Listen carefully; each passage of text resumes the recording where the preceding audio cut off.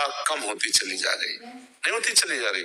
संयम, पवित्रता, आचरण, इनका बहुत बहुत ह्रास हो रहा है। आप शरीर पवित्र रख के देखो, 1 महीना झूठा मुंह मत रखना, शरीर पवित्र रखो और ब्रह्मचर्य रह के देखो, 1 महीने में आपको ऐसा लगेगा आप देवता है। 1 महीने में लगने लगेगा, एक मतलब दिव्यता आने लगेगी।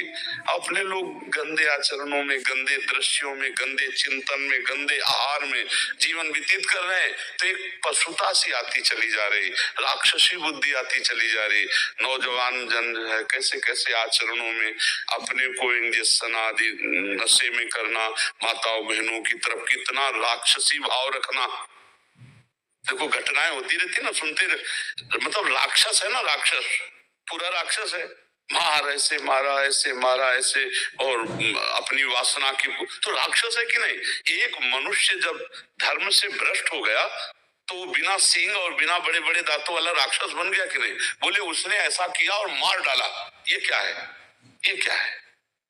तुम्हारा शरीर जैसे तुम्हें प्रिय है वैसे सबको प्रिय है, तुम केवल अपनी वासना के लिए कर डाला ना, तो ये राक्षस भाव।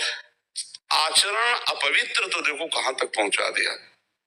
एक आचरण ने उसकी तो हिंसा कर ही दी और अपनी भी हिंसा कर दी, अपना भी जीवन बर्बाद कर दिया, या तो आजीवन कारावास या तो फांसी की सजा। मतलब कैसे कैसे।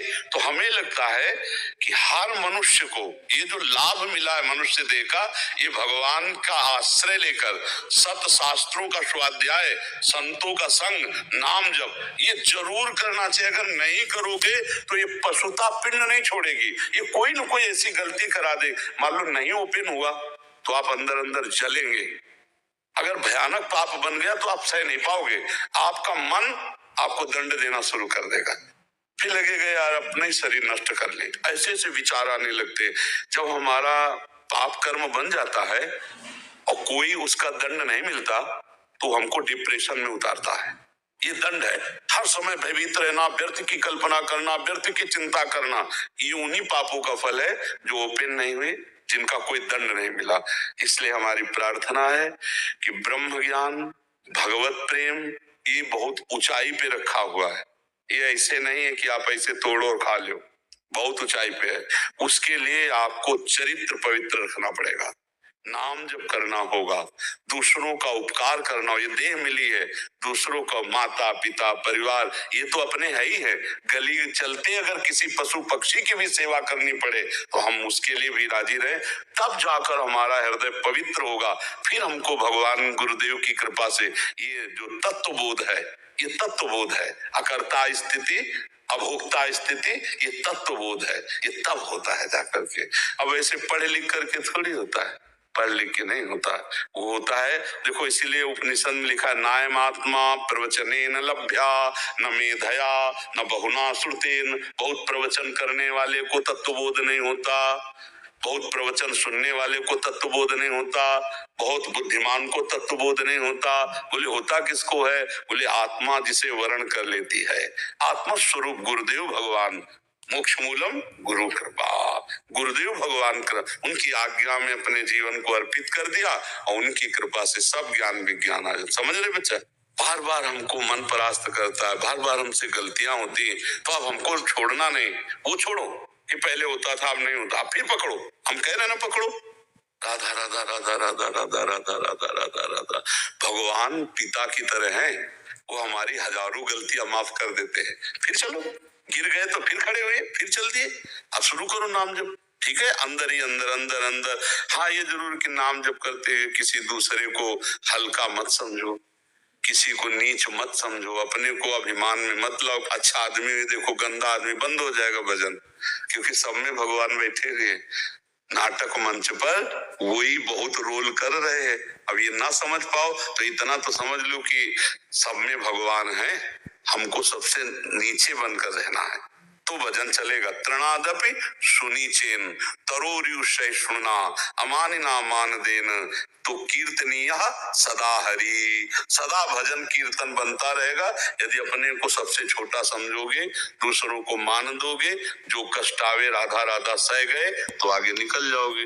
और अपने लोग थोड़ा अहंकारी जीव है ना, तो जहाँ थोड़ा बड़ा भजन साधन अच्छे चले तो लगता है ये गंदा ये गंदा, हमारी जो अच्छाई थी वो भी चली जाती है।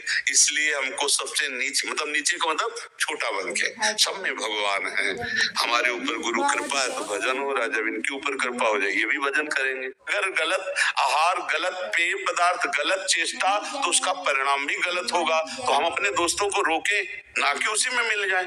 अगर नहीं रोक सकते तो हम नहीं जाएंगे, हम नहीं खाएंगे, हम नहीं देखेंगे, हम ऐसी चेष्टा नहीं करेंगे। ऐसा होना चाहिए सत्संगी को। ऐसा थोड़ी होना चाहिए कि हम चार बुरे आचरण करने वालों को देखकर हमारा मन बुरे आचरणों में चला जाए। ये तो बहुत गलत बात है भाई। ये इस बात का सपोर्ट नहीं होना चाहिए कि हमारे चार दोस्त गलत हैं तो मेरा मन गलत करने को करे। ऐसा करेगा ये तो बहुत गंदी बात है।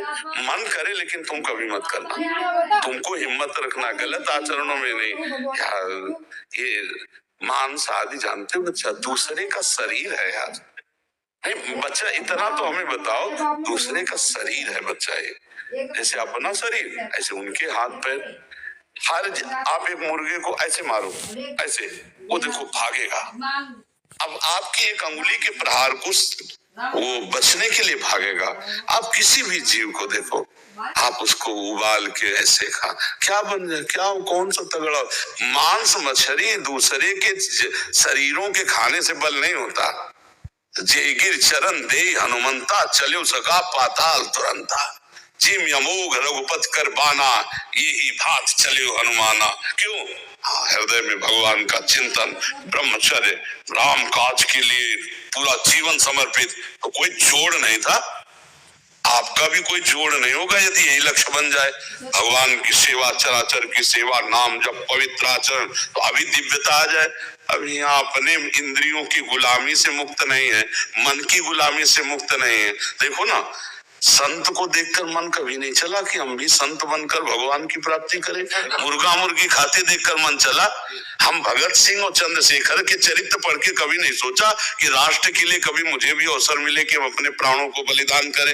हम ऐसे निकृष्ट लोगों को देखकर क्यों मन चलाएं, हम उच्च लोगों को देखकर मन चलाएं कि काश हमको भी कभी राष्ट्र के लिए प्राण समर्पित करने का अवसर मिले कि वंदे मातरम फांसी में चढ़ गए, कभी हमको भी राष्ट्र के लिए छाती में गोली खाने को मिले। ये तो बातें मतलब और दूसरे का गला काट के पशु पक्षियों का उबाल के खाने का मन चले तो हमें तो लगता है बच्चा धिक्कारा करो ऐसे मन को, डांटा करो। जो नाम प्रिय हो आपको, अधिक से अधिक जितने नाम प्रिय हो। हम तो कह रहे हैं विष्णु शास्त्र नाम याद कर लो, गोपाल शास्त्र नाम याद कर लो, बार बार उनको दोहराओ। किसी भी तरह हमारा मन भगवान से जुड़ने लगे तो हमारा मंगल हो जाएगा। आप ये छोड़ो कि मुझे एक वो पहुंच जाओगे आप एक में। अभी जो राम कृष्ण हरि शिव जो नाम आपको प्रिय लगे वो जपो और सबकी आराधना करो। धीरे धीरे जब मन पवित्र होता है तब एकाकार होता है।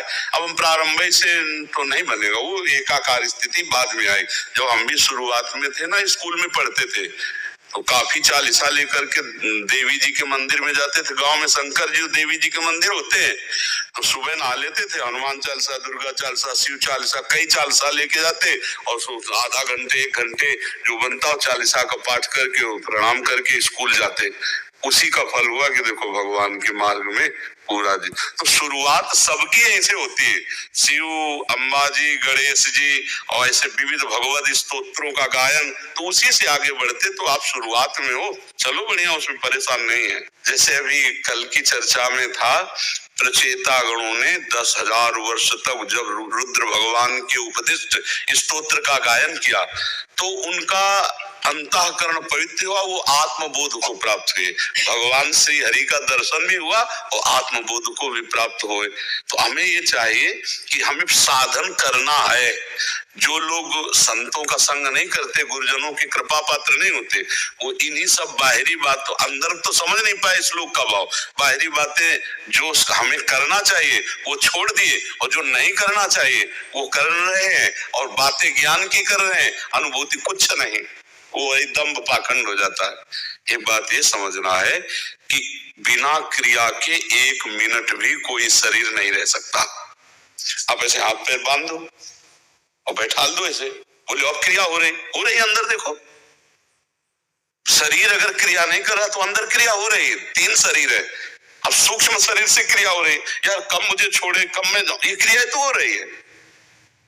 और सुषुप्ति में भी क्रिया होती, सोने में भी। अगर सुषुप्ति में क्रिया ना होती, बोले यार कच्ची नींद जगा दिया हमें, मतलब नींद की भी एक क्रिया है जो पक्की होगी जाके। बोले आज खूब यार मस्ती से सोए।